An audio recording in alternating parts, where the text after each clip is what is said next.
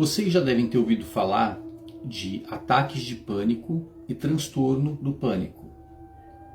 Hoje eu vou explicar para vocês o que é e como é um ataque de pânico, uma crise de pânico, e o que é o transtorno do pânico. Começando pelo ataque de pânico, a pessoa, ela de repente do nada, vem um medo muito intenso de morrer, de perder o controle, ela acredita que está tendo uma parada cardíaca, que está tendo um derrame ou pode ter um derrame, acompanhado de alguns sintomas físicos, como tonturas, náuseas, ondas de calor e frio, dores no peito, no estômago, dores de cabeça, sensação de desmaio. Isso nós chamamos de ataque de pânico.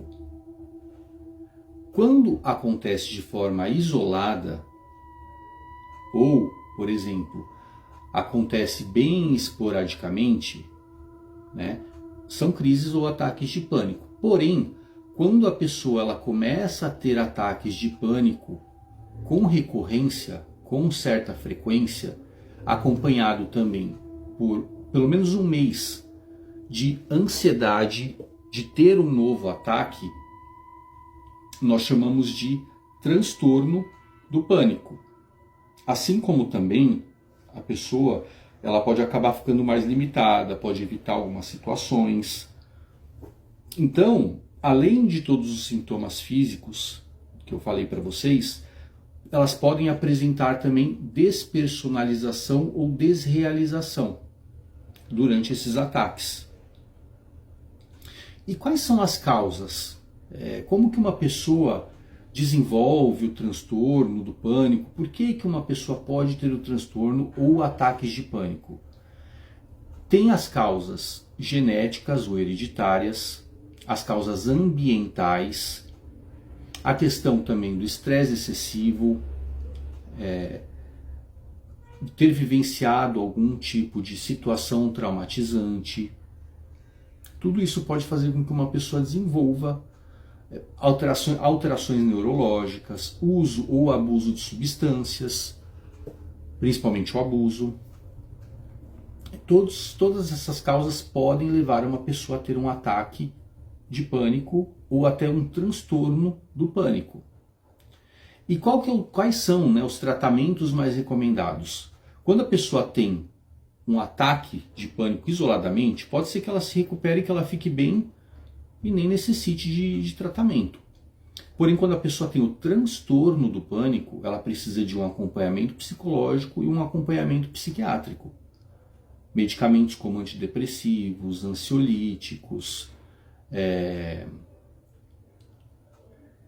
a mudança de alguns hábitos, começar a ter uma qualidade melhor de sono, a prática de atividades físicas, de exercícios de relaxamento.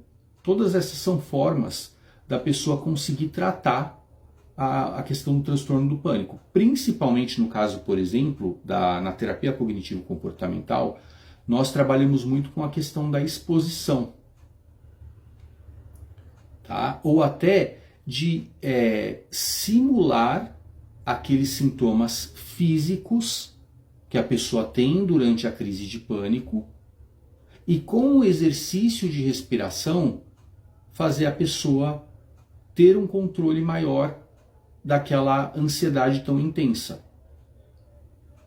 Porque na verdade, se a gente parar para pensar, as crises ou ataques de pânico mas é como se fosse uma crise de ansiedade muito intensa.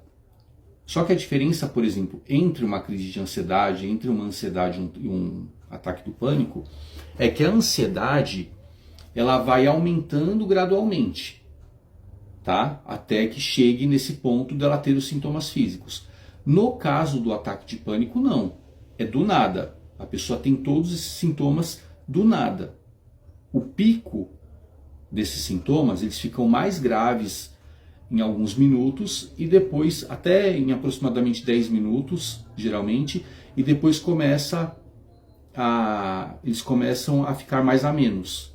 Os sintomas eles vão diminuindo até a pessoa voltar para o estado normal. E geralmente quando a pessoa tem essas crises, esses ataques, ela fica esgotada. Parece que passou um caminhão por cima, parece que ela acabou de praticar uma atividade física intensa, porque é uma sensação muito ruim. É horrível ter um ataque de pânico, ter uma crise de pânico. Tá?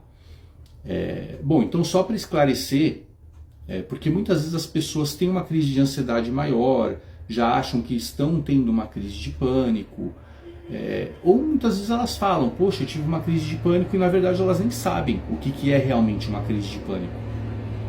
Tá? E também muitas pessoas confundem ataques e crises de pânico com transtorno do pânico. Mais uma vez, ataques eles podem ser isolados ou acontecerem de uma forma bem esporádica.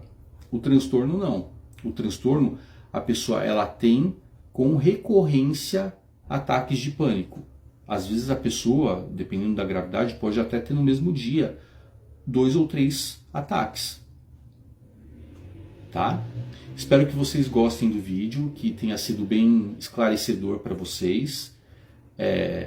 Fiquem à vontade para fazer comentários, podem fazer perguntas se vocês quiserem, se ficou alguma dúvida, pode perguntar aqui nos comentários ou mandar na DM que eu vou responder para vocês. Tá bom?